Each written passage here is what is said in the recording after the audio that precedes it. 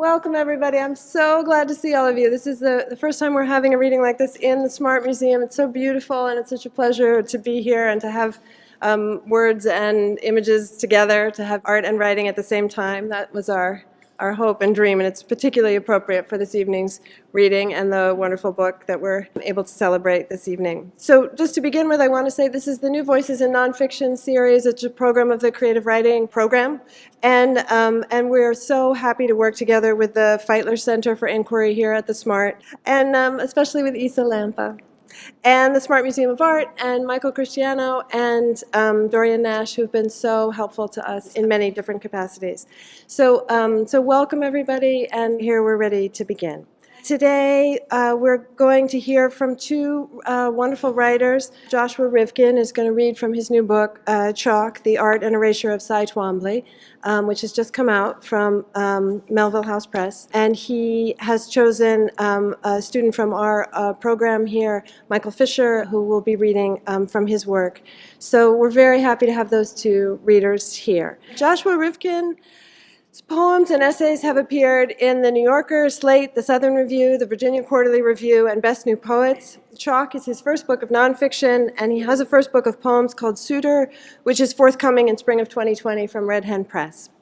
He has received many fellowships and awards from the Sustainable Arts Foundation, the U Cross Foundation, the Fine Arts Work Center in Provincetown, Stegner Fellowships, Poetry Society of America Fellowships, and he has a PhD in Literature and Creative Writing from the University of Southern California and an MFA from the University of Houston. He's taught quite widely, and some of the teaching that I'm most interested in is the teaching that he's done, the Writers in the Schools teaching that he's done, which actually sort of helped to lead to this project, because it was in part by taking students around in the galleries of the Menil collection that he fell in love with Cy Twombly's work and came to write a whole book about it. So that does make me feel especially good about being here among students thinking about writing about the arts in a museum setting. Joshua Rivkin began this book 15 years ago and worked on it in many different parts of the globe. He traveled everywhere that Cy Twombly was, practically, and that is beautifully reflected in the work, so that you really feel different places alive in his book, and you feel the way that places filter through Twombly's work. And that, for me, was one of the many revelations of the book, where I felt I was learning to see things about Twombly that I had never seen before, although I've always admired his work and felt drawn to it. The book begins with Cy Twombly and Robert Rauschenberg in a lake of cold water on a dark night. The image is a beautiful and resonant one. When I picked up the book in manuscript in the summer, right away I just loved the way it began and the assurance of the writer who chose to begin there. I could really see worlds opening out from there: the interior world of Twombly, the painter, the relationship with Rauschenberg and other artists, the past, the future, the landscape, even the quality of the viscous paint that would be his medium, like the viscosity of the water around them. The book does this beautifully over and over, draws attention to a kind of conjunction of art, life, inward and outward reflection, and then uses that scene or that work of art or that place of conjoining and lets the understanding ripple outward from it. Through this book, I came into new contact with artists I've long admired, but I also came into contact with a new writer whose work I really care about. The writing is daring and subtle, experimental and careful. It brings a poet's sensibility to an artist who really needed just that sensibility. I had the pleasure of talking with Josh today at the Menil collection, and he was describing how he was first kind of arrested by the paintings in that museum. And I was thinking to myself, it's also in the book that Cy Twombly took an incredible amount of care over the installation of those works. He wanted those paintings to go to that place, and he wanted a lot of the paintings in one place that mattered to him. And I thought that it would have been so interesting to Twombly that all that planning made possible the situation in which you could fall in love with his work, or maybe that's not how you think about it, but be really drawn to it in such a way that you would spend so many years on it. And that's a nice thing to think about in this museum setting, that the long work of artists then comes to take residence, and then new things flower from that. So it's just a huge pleasure to have Josh here with us this evening. Join me in welcoming him, and I look forward to hearing both him and Michael reading. Thank you.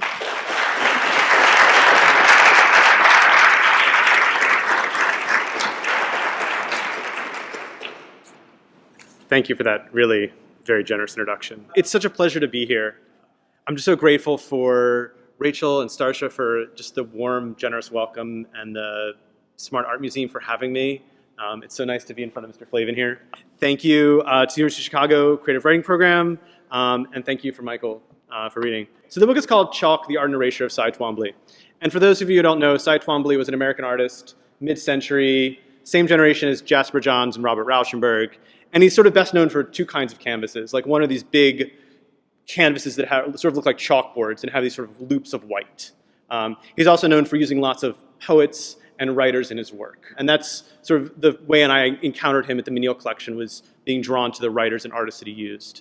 So the book has sort of two narratives, right? The first is about Twombly's life. Twombly was born in Lexington, Virginia, and then he moved to Rome, where he stayed for most of his life.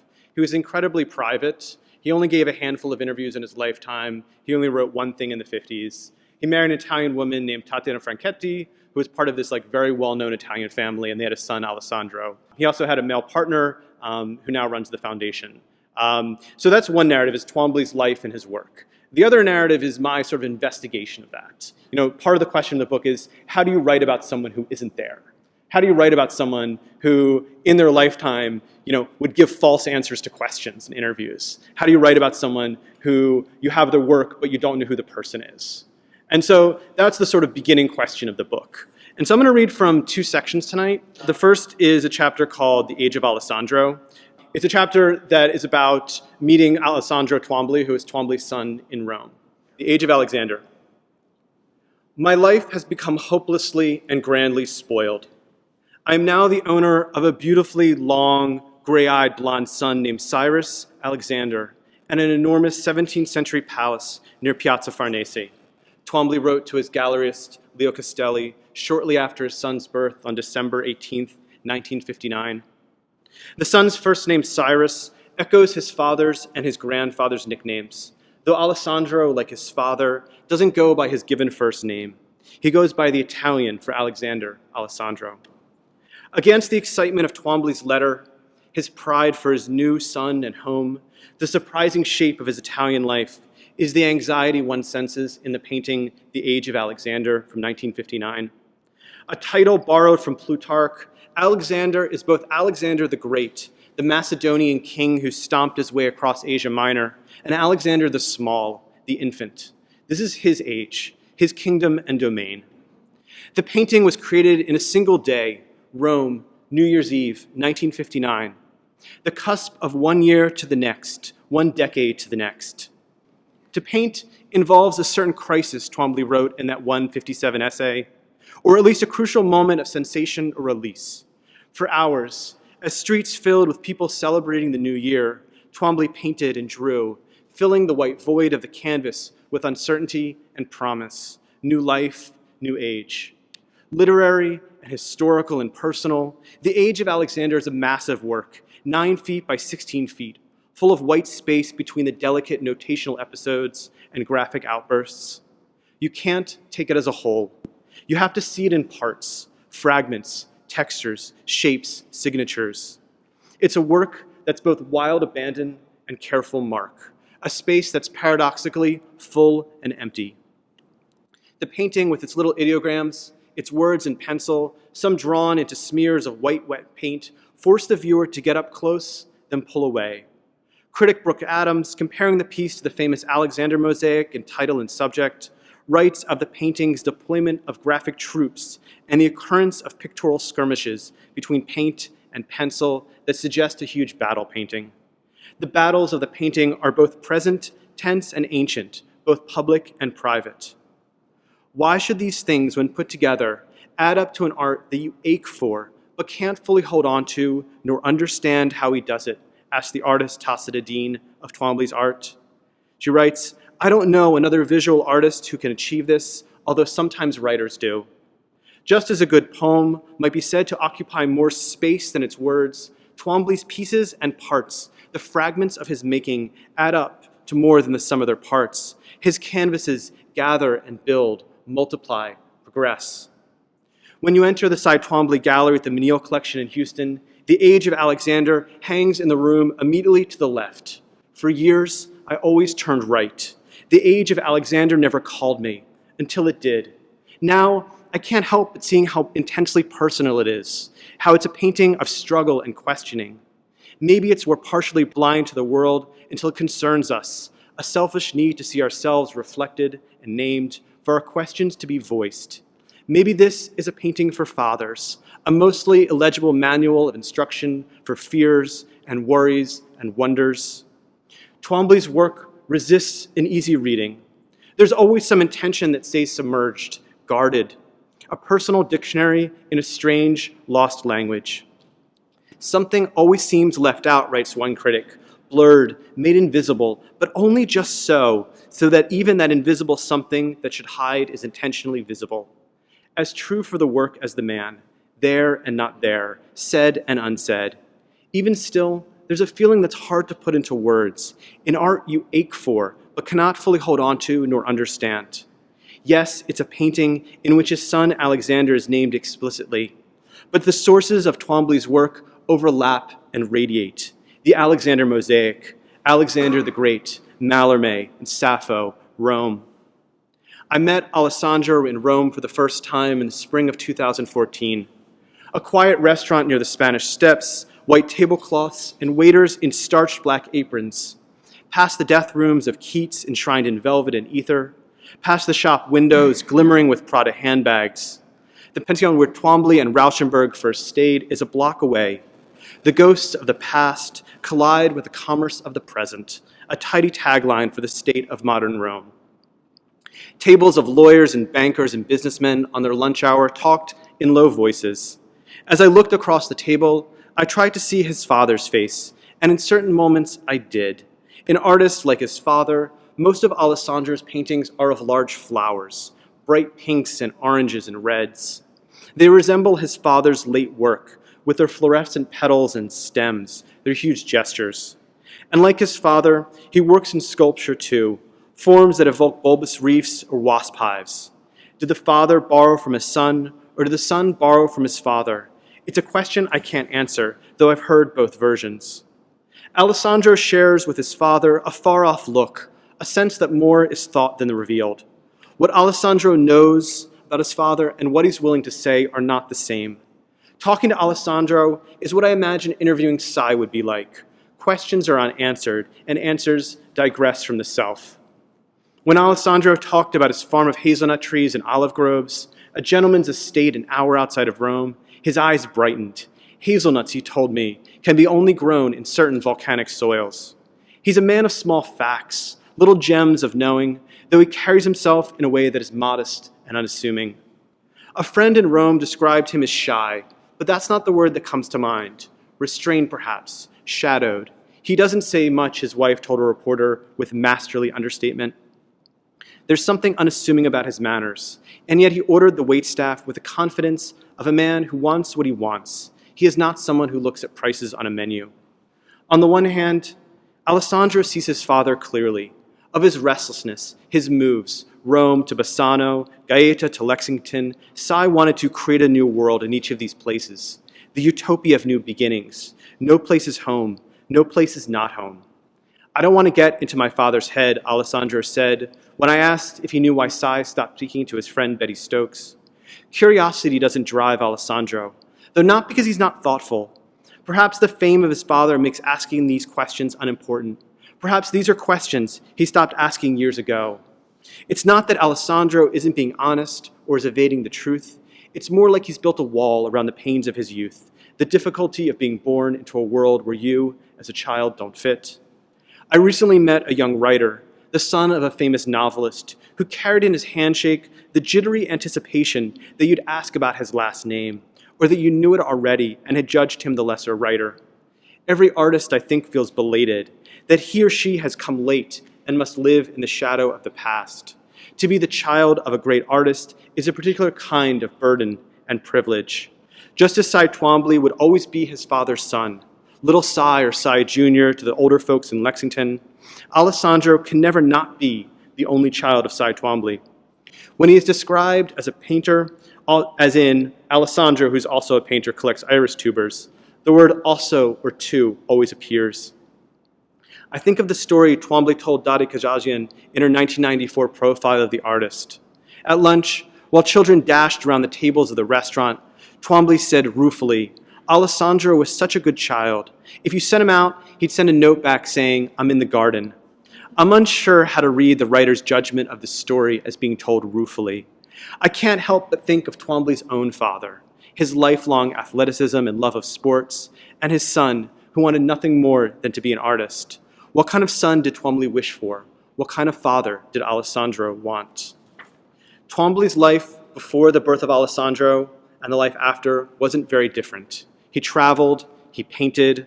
With the exception of the age of Alexander, Twombly's art doesn't shift in a radical way related to being a father. He was fully immersed into art and being an artist, Alessandro said to me that day in Rome. Before a father or husband, before son or brother, he was first an artist. He understood what he needed to guard his time, not simply for making work, but to stare off into the unknown, to see new places, to live selfishly and for oneself. What artist hasn't wished to undo all the bounds that hold them steady to the earth? He was so unpleasant with his children, they're still discussing him, said Twombly to Edmund White about Picasso. I suppose that's the way to make sure you're remembered. Nice dads are quickly forgotten.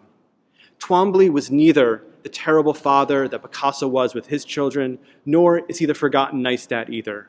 To say Twombly was present in a small way isn't news. And yet, to read the biographical details of these early years is to wonder, where was Alessandro? Take 1962, described in the biographical notes of the Catalogue Raisonné this way. In January and February, Twombly takes a sailing trip down the Nile as far as Sudan. He spends the summer sailing in the islands of Samos, Patmos, and Rhodes in Greece. He visits the town of Didyme along the coast of Turkey. It's hard to imagine a 2-year-old aboard the boats or wandering through Roman ruins. In a letter Twombly sent to Betty Stokes from Rauschenberg's home on Captiva Island, he writes, "I love my freedom of not having other people's patterns crossing over and under mine. The patterns and habits of children do not align with Twombly's artistic making. The fundamental want of most artists is not money or fame, but space and time. We have a very formal relationship," Twombly told Edmund White when asked about Alessandro's art. "I wouldn't know about that. He went to an English language school in Switzerland and lives part-time in New York, so his English is impeccable. And even so, he's 100% Italian and a true Franchetti." Waiters cleared our plates, and then, with a small silver tool and graceful motion, scraped the crumbs from the empty table.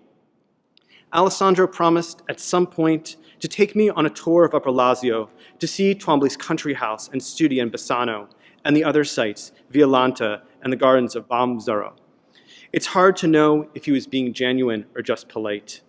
That day in Rome, I didn't tell Alessandro the story told to me by one of Twombly's friends in Lexington, a story that suggested Twombly, at least in older age, regretted his absence. One night, the artist came over for dinner, and after they finished, they sat on the front porch of the house as lightning bugs flashed under a canopy of sycamores. The host's small child, 3 or 4 years old, came out to the porch to say goodnight to all.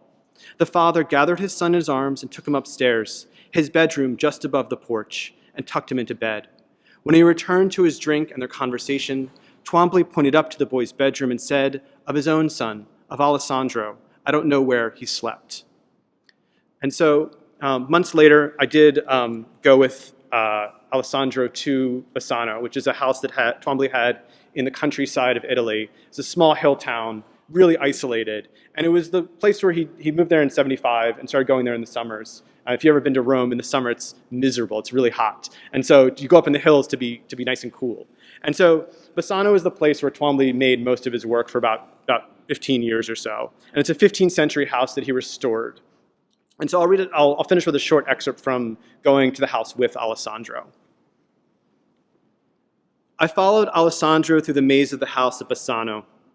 Months after our lunch in Rome, I joined him and his friend Miguel on a long-delayed and haphazard tour of Sai's favorite places in Upper Lazio.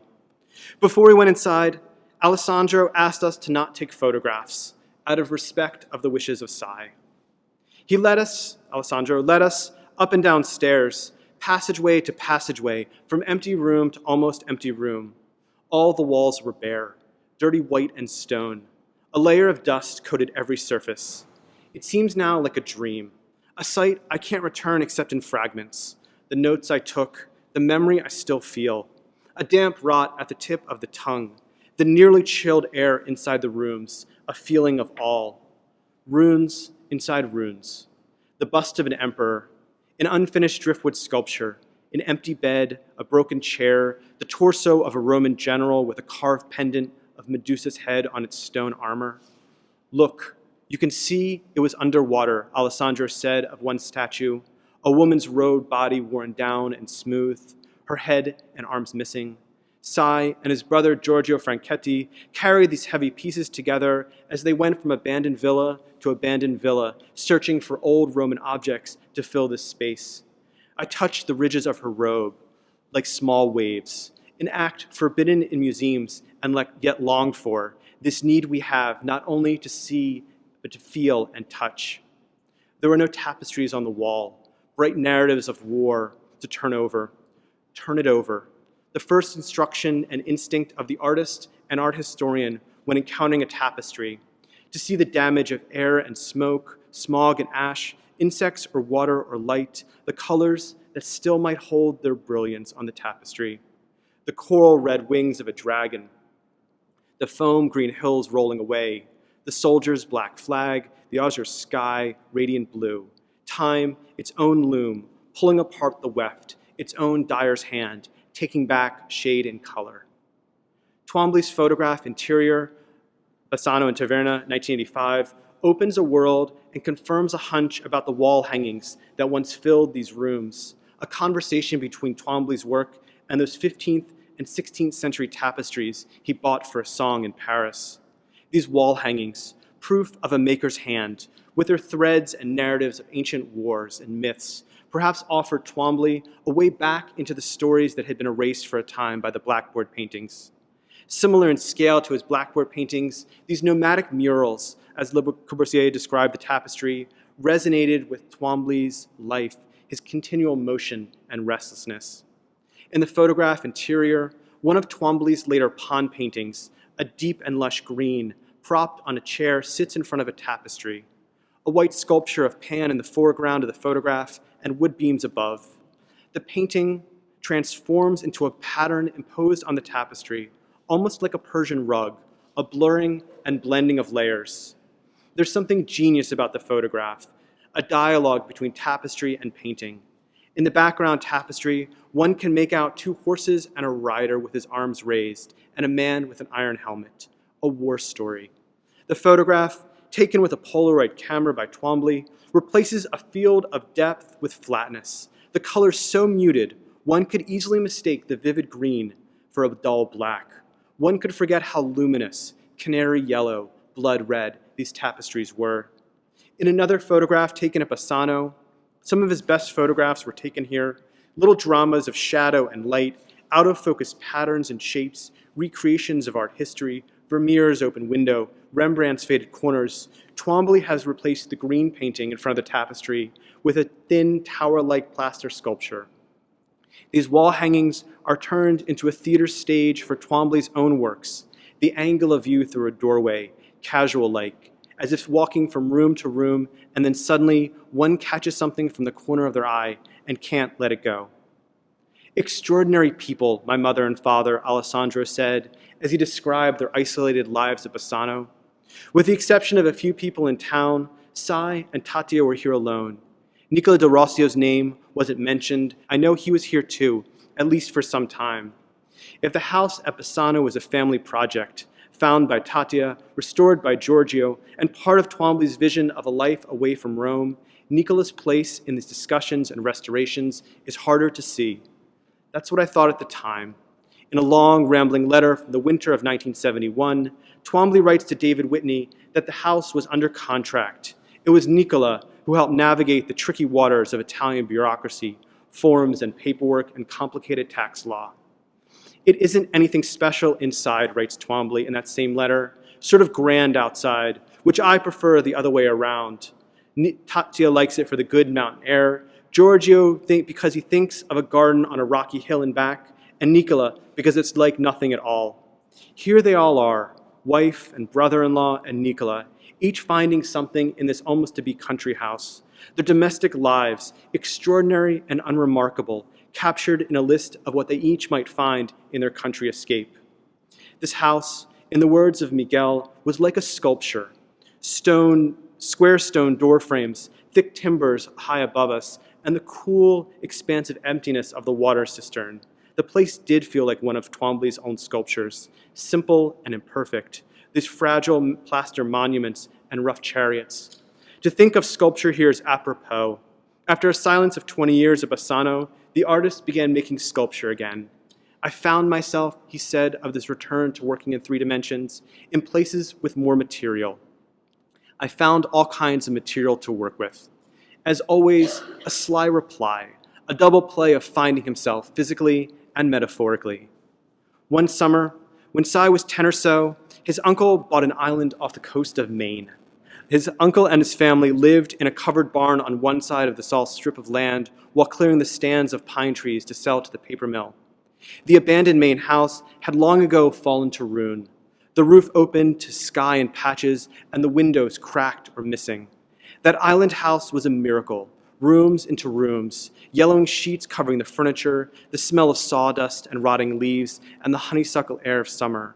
A perfect labyrinth for a boy who lived in his own head, an odd, delicate creature, more at home in a book than on a baseball field. In the grand, spider-filled ballroom, garlands of pink and blue and silver paper danced around that room. Twombly spent his summer days there, making sculpture and collages from the half-ruined toys, a rocking horse, broken trains and tracks, stuffed creatures losing their shape, a wind-up soldier rusted into stillness. This first found studio, this set-apart island of making and play, private and strange, archaic and claimed. Many years later, a poet who couldn't have known this anecdote, told only once in an unpublished conversation, an unverifiable tale, would describe the artist's sculpture as toys for broken adults. In Twombly's work, the broken past returns, an archaeology of old things or stories, remade and reworked and reimagined by willful disobedience and a good eye. What strange interior lives they must have lived in this place. One senses the town's hilltop isolation, its apartness of a height and defensive walls, its recollection of history and violence, both inside and outside.